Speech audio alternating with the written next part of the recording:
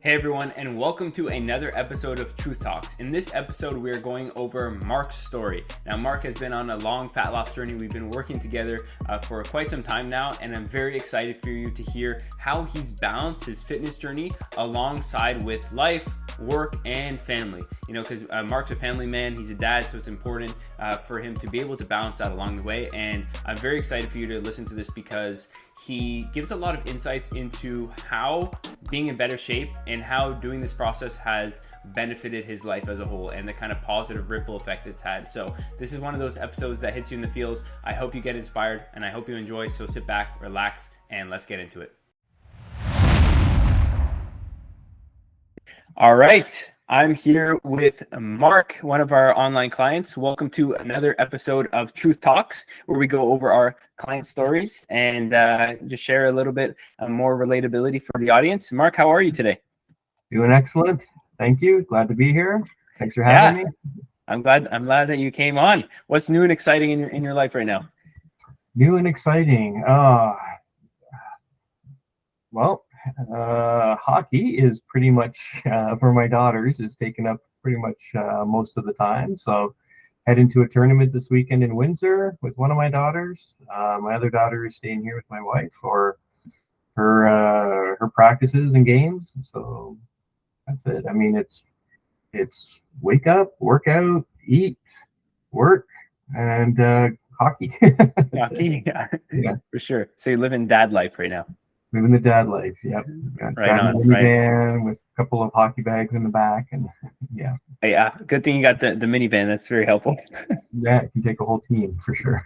Right on, man. Right on. And I want to, you kind of have an interesting story that I want to go through. I mean, there's a lot of things to chat about. And obviously, we've made some awesome progress so far together that I want to definitely highlight. But first, maybe walk us through, you had a bit of an athletic background when you were younger. So kind of walk us through that kind of athlete journey for you and then like following that, the story as well.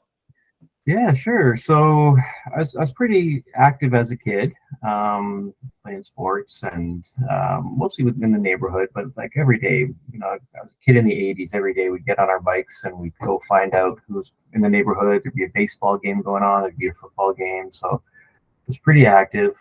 When I hit my 30s, that's when I actually got pretty serious about running. And kayaking as well too. So got heavily into the sprint kayaking, got way into the running. I was running marathons and I ran 3 of them in 2006. Wow. And then grad school came along and then kids came along. And so all the exercise, the active lifestyle kind of dropped off. And about a year ago, a year and a half, I guess, we've been working together. Got on the scale one day and I was 250 pounds and 40% body fat. That's 100 pounds of fat carrying around. I just said, this is not good. This is not good. So, you know, my daughters, I've got they're twins. They're 12 years old now. They're active. And I was exhausted all the time. I just couldn't keep up with them anymore. Everything they wanted to do. Dad's too tired. Dad's too tired. So I think that's when I reached out to you. We started working together, and yeah, I mean it's been great progress since then. So yeah, that's awesome. Thank you for sharing that. And I guess so that was kind of like your, I excuse my French, but I call it like the oh shit moment. You know, some people have that where it's like, oh shit, you know, I need to make a change. And of course, I would love for everybody to be proactive and like start making change ahead of time. But sometimes you need one of those moments to really like kickstart action, right? And I think that was for you. Like, hey, I realized, okay, something's gotta change. Right? So, yeah, something's got to change. Like, you know, I think it was that morning when I did the math and I said 100 pounds of fat. Like that. This is dangerous.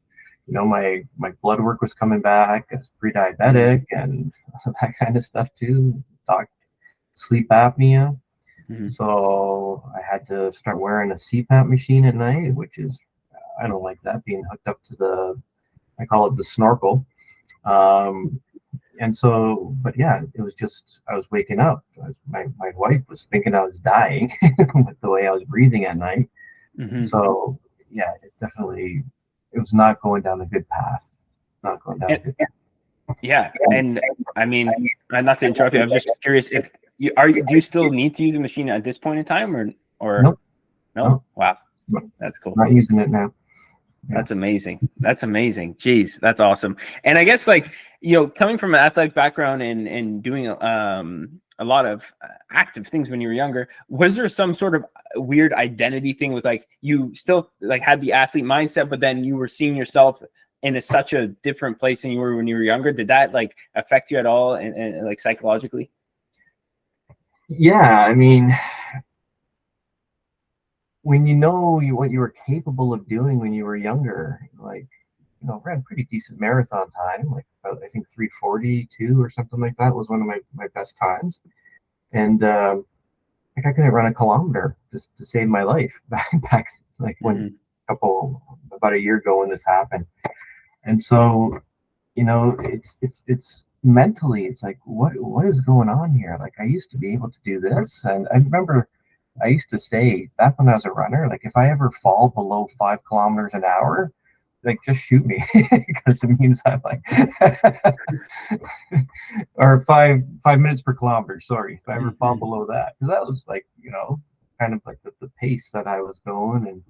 Um and all of a sudden can't run anymore, can't, don't have the energy, just can't do it. Definitely feeling like, what am I doing? Like, how did I get to this state? Like, how did I get to Hmm. this point? You know? Yeah, it kind of creeps up on you, right? It creeps up on you, and um, yeah, I mean, you put on a couple pounds a year, it doesn't seem like a big deal. A decade goes by, and that's a lot of weight, right? Fair. And so, um, yeah, there were a lot of, my daughters, as they were getting older too, I wanted them to be active. I wanted them to um, do sports. Wanted them to, whatever sports that they. I'm glad they settled on hockey. Um, but seeing their dad not being active, it wasn't really a great example for them either, as well too. And as they got older and they started wanting to do these things, like, well, I want to do it with them, and I just physically wasn't able to do it with them to the level I wanted to, anyways. Right. It starts to affect your ability to like grow the relationship with your kids almost in one way if you can't do the activities you want to do with them. Right. Yeah, exactly. Yeah, yeah. Yeah. Wow. Wow. I think you have such a big why for like wanting to make the change. And I think that's like one of the driving forces behind the progress is like you have like a couple like really big whys in my mind. Right. So I think that's important. And so obviously we've dropped quite a bit of weight since then and made quite a big lifestyle, I guess, transformation as well, which has been amazing. We were just talking about that and checking today how like, just even like your face and your muscle shape is just, it's like a new person kind of thing, which is Completely different. Yeah, yeah. So this morning on the way in, I think I officially hit 40 pounds lost now. amazing. Um, and we were talking during the check-in. It's almost a plate. Like, what, I was walking Yeah. around with a plate attached to my back, right, all the time. It's like, Yeah. you wouldn't do that. You wouldn't do that voluntarily, carry that around all day, right? So, That's true. um, but yeah, I look in the mirror now. My neck looks leaner. My face looks leaner. Everything's really. I look at some of the check-in videos from back when we started, and I'm like, oh my gosh. Yeah. Yeah, it's crazy to see, right? It's gradual, but when you do the comparisons, then you really see like multiple months or time. Yeah. You can really see. That's cool, man. And you also got to think it's 40 pounds down, but you also have a lot more muscle too now. Mm-hmm. You know what I mean? Like you can see Yeah. the chest, shoulders, arms when you turn on your back, like triceps coming in, like, those there's shape now too, along with like obviously quite a bit of fat loss. So yeah, I'm like really, I've been very, very proud of you and very excited about the progress you've been making. And it's been very consistent. We have a lot of momentum right now. And I talk a lot about momentum. I think for you, what we did was we really scaled it back to just a few key things that we were tracking and process oriented actions that you had to do, and just like putting all focus on process, right?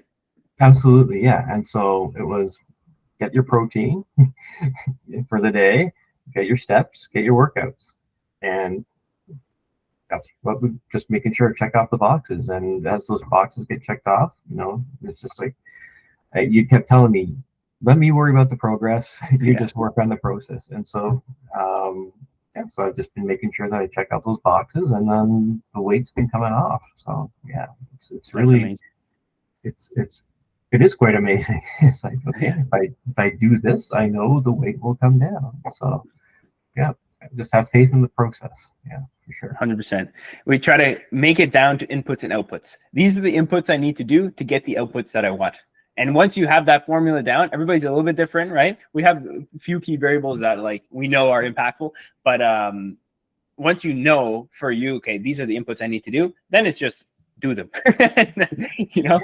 So, and problem Yeah. solve along the way. That's awesome. So apart from the physical progress, I know we talked about one of the like external, positive side effects was like leaving the sleep apnea machine behind. But what were some other things that you noticed in your life, either, I don't know, with your mood or your energy or different things in your everyday life that have changed other than, being significantly leaner and more muscle?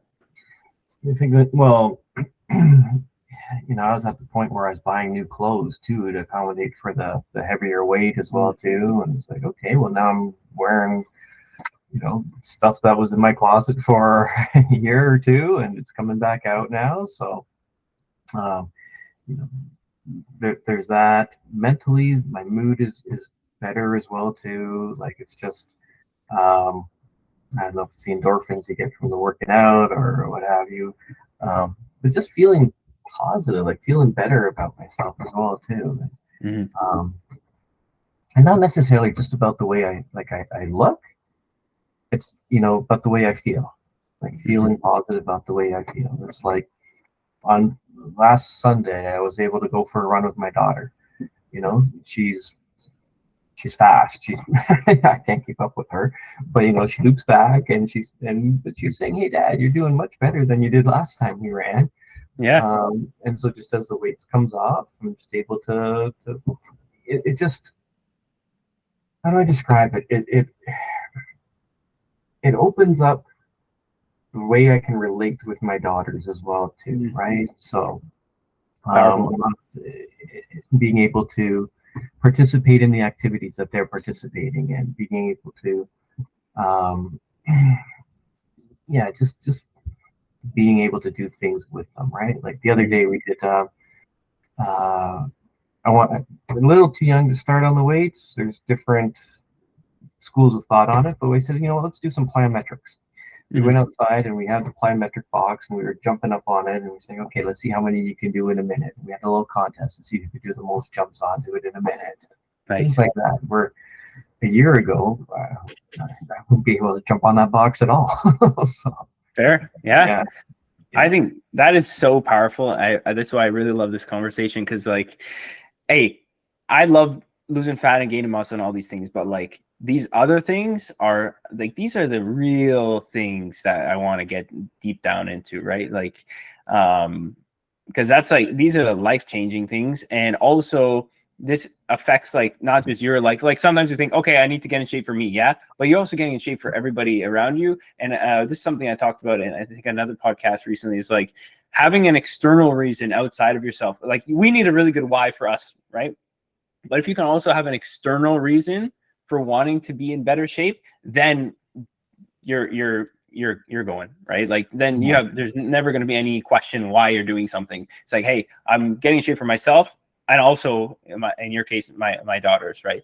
And I think that's super, super powerful. And when I started, it was okay. I got to get in shape for myself. I got to get my health better. But there was a longevity aspect to it as well too, right? So so my dad passed away at 61. He had a lot of issues, but that's only 9 years away for me. I'm like, I want to be around longer for my daughters. I want to be there. And so, that was kind of the motivation as well too. increase my longevity. um, I didn't really expect like the relationships to get better as well too, as I got in shape and being able to do more things with them as well too. So that's been just kind of like a Bonus. happy bonus, yeah, Yeah. added benefit of it as well too, for sure. Yeah.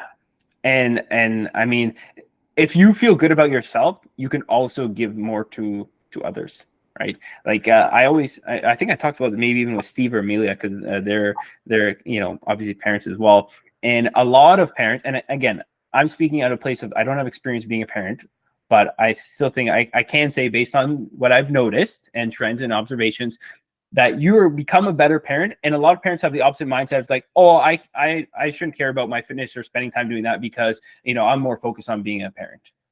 What we talked about in your check was your kids are watching, yeah, and always watching and learning. They're like sponges when they're younger.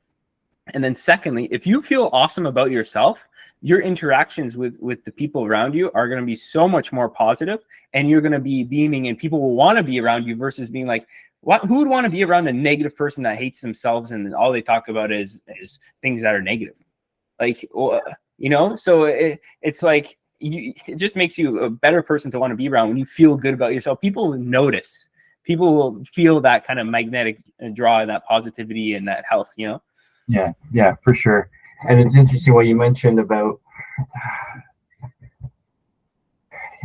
one of the things you learn when you're a new parent is you have to take care of yourself before you can take care of anyone else. If you are not getting your sleep, if you are in rough shape, you can't possibly give of yourself to your kids. So you got to be a little bit selfish in terms of taking care of yourself.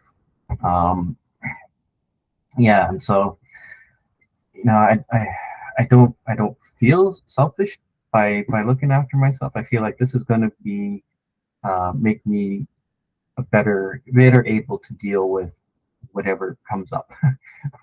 If I'm in a better mental state, we got a better relationship, whatever comes up, I'll be able to deal with it as long as I'm taking care of myself and I'm mentally and physically ready to deal with it. Very true. The classic saying, you can't pour from an empty cup. And I would say it's almost like selflessly selfish. You know what I mean?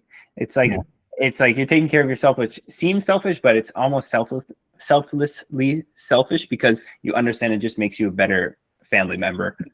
yeah, Right? And for those who don't have kids, it makes you just a better like a friend or partner or whatever, right? So I think that's really cool and very, very positive. Very, very positive. So I want to talk a little bit of like more lifestyle stuff. That was awesome conversation so far. But in terms of lifestyle, so you talk us through like what you do and like how you've managed to fit fitness and nutrition into that lifestyle. Like how did you integrate essentially? well, so this is where so actually a couple years ago I stopped working to look after my daughters. So I quit work. That was about 5 years ago. And then being a stay-at-home dad was great until COVID hit. And then it was like, wow, it is full time, all day, every day. Kids are there. There was no downtime. It was constant being in dad mode. Um, once they once they started going back and we started getting returning to school, I realized that I actually had some time on my hands, and so I picked up teaching part time. So I teach at a couple colleges and a university, um, and uh, there's a lot of prep time that's involved in getting ready for lectures. So even though I'm in the classroom a few times a week, there's always constantly marking to be done and prep work to be done, getting ready. So the biggest challenge for me was getting my nutrition. So for me, the workouts, I get up at 5 o'clock. I get in my workouts before anyone's awake. Um, that is the time of day when really not too much can be messed up. Disrupted. Yeah. Right. If I plan to work out after school or after I pick up the kids or when I get home, there's always going to be something that comes up. There's always something. So it's like, you know what? At 5 a.m., there's no one even awake to bother me. So that's when I'm going to get my workout done. But the nutrition was harder because really, you know, I'm on 190 grams of protein a day target. Like to get that, I got to eat, you know, 5, 6 meals a day. So one of the big things I started doing was just preparing meals ahead of time. Big thing for me is being meatloaf. I just get a couple pounds of meat, whether it's turkey breast, ground beef, lean ground beef. Every now and then I'm able to get my hands on some ground bison, and I make a meatloaf. And then during the week for lunch, I just carve off a couple slices and I get in however many grams of protein that is, like probably 50 grams a serving. And so really it's for me, it's been about planning ahead. You know, like this weekend I got a tournament in Windsor for my daughter's hockey team. So it's like, okay, I know I'm going to be eating out a couple times. I know that I'm going to be in rinks a lot.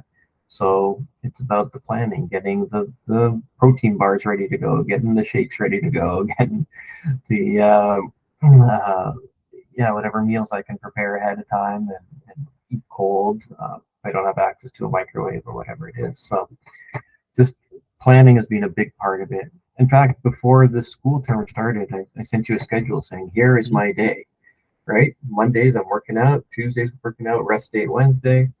And then I said I'm dedicating from 9 to 12 to working on schoolwork. Lunchtime, then I'm walking my dogs to get in my steps. And then after that, the kids come home and it's all hockey. So, and I'm pretty much adhering to that pretty well. So that was a big step as well, too, just realizing I can't wing it day by day.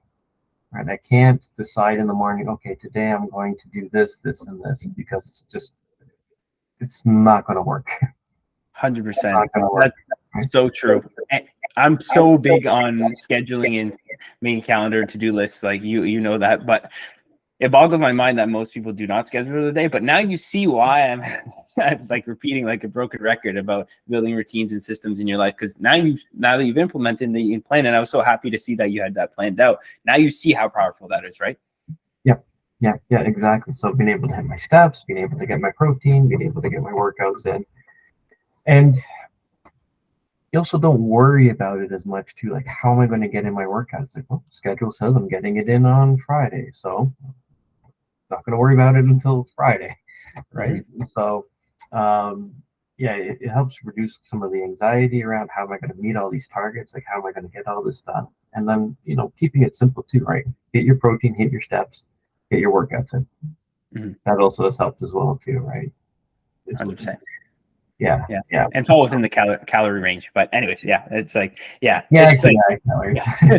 keep like I was saying, keep it stupid simple. And I think we can get super complex and in depth if we want to, but for the majority of people, we don't need to if we have the major blocks in place.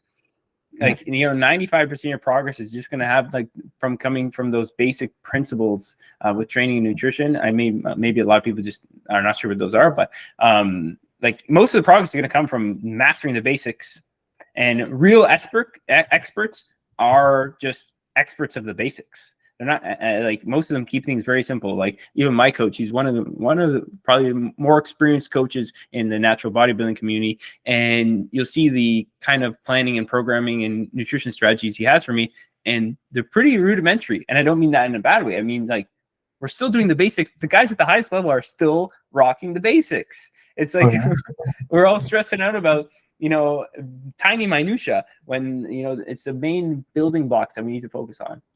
Well, it's interesting you say that too, because like the workouts, so back before I had a coach and I was just kind of doing workouts on my own. Well, so I started lifting weights in the era of like the magazines. They had Flex, they had Muscle and Fitness. Mm-hmm. I don't know if they still have those magazines or not. I think they do. Are they still around? Okay, I haven't seen them on the shelves lately. But it was like, okay, well, this guy's got big arms, and this is what he says to get big arms. And so every week it was changing. Like it would be a different routine, and you know, with your training plan, it's like, oh, I'm doing these same routines, these 4 basic routines, and I'm going to do them for like 12 weeks or however long the period it is, right? It's like, the constantly changing it up and trying to do different things. It never worked for me. But now it's like, just keep doing this, keep doing this, keep doing this, keep doing this, and then you can track the progress as well too, right? You can see, okay, last week I got 10 reps in that set at that weight. Okay, I'm going for 11 this week, right? There you go. Trying to squeeze in one more. So. 100%. It's very tough to track progress when you don't keep variables the same. It's like if one week you're doing bicep curls, next week you're doing hammer curls with dumbbells, next week you're doing cables, next week you're doing preacher. It's like, how are you supposed to know if you're progressing and what works and what doesn't work if every week you got a different workout plan? So it's like, it's falling in love with the repetition, Mm-hmm.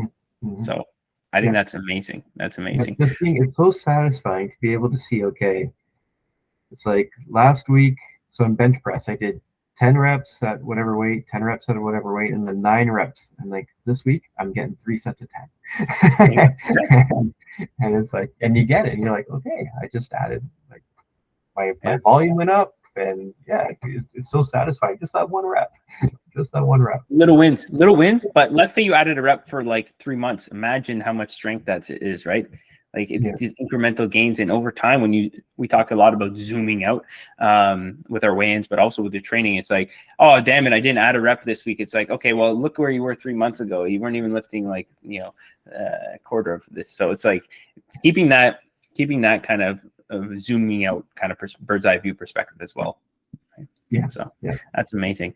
The last thing I want to touch on, Marc, because I won't take too much more of your time, is I want to hear what one of the biggest mindset shifts I think maybe that you've made. Like, what in your perspective, what is the biggest mindset shift that has allowed you to stay committed and kind of see this process through?